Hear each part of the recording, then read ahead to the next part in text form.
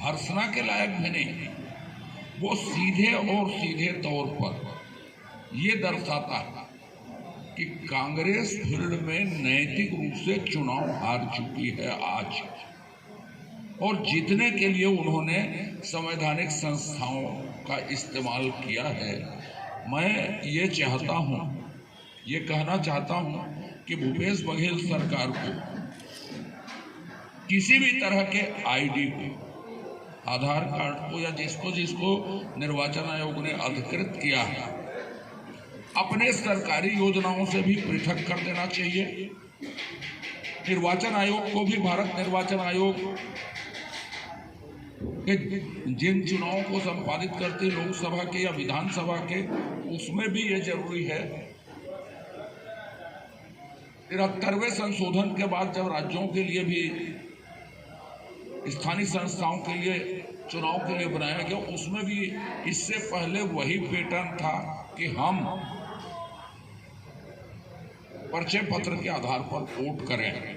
जिस दिन से हम बिरगांव में चुनाव में हैं, प्रदेश में चुनाव में हैं, हमारा पहला मुद्दा रहा है विकास के साथ साथ निष्क्रिय विधायक के साथ साथ पिता पुत्र की जोड़ी के साथ साथ लॉन्चिंग पैड है ये चुनाव, उसके पुत्र को प्रस्तुत करने के लिए। इसके साथ साथ जो फर्जी वोटर है देश भर में, आप लोगों ने भी जाके जांच कर ली। एक मकान में 20 लोग हैं, जिसमें 3 मकान मालिक हैं, बाकी किराएदार हैं।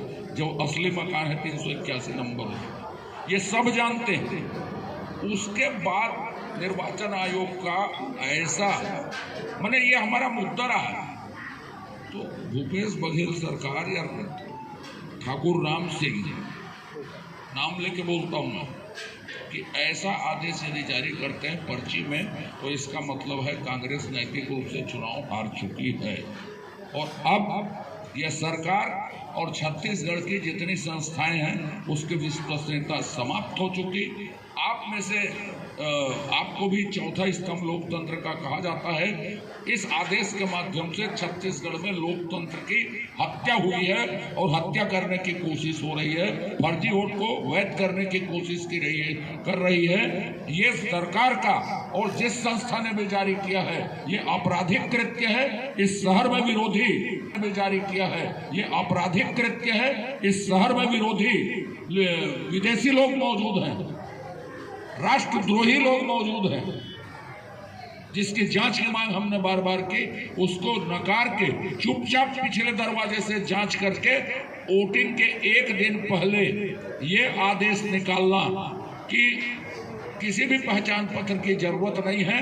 एक अशांति को जन्म देने का काम भूपेश बघेल की सरकार और चुनाव आयुक्त ठाकुर राम सिंह जिला कलेक्टर कर रहे हैं। और जिला कलेक्टर का भी दोष नहीं है, सिर्फ और सिर्फ तुरंत उसको इस्तीफा देना चाहिए इसी को। वो नैतिक रूप से चुनाव करवाने के अधिकारी नहीं है। और अब हम ये मान चुके हैं कि छत्तीसगढ़ में लोकतंत्र की हत्या हो चुकी है, औपचारिकताएं बाकी हैं। दादागिरी से चंद संस्थाओं का दुरुपयोग करके ये चुनाव जीतना चाहते हैं और जिसकी जितनी निंदा की जाए वो कम है। हमारे जो अब जितने मुद्दे थे वो अप्रासंगिक हो चुके। एक लोकतंत्र में विरोध में या सरकार में जनता को वोट निष्पक्ष रूप से चुनाव को निष्पक्ष रूप से संपादित करना चाहिए।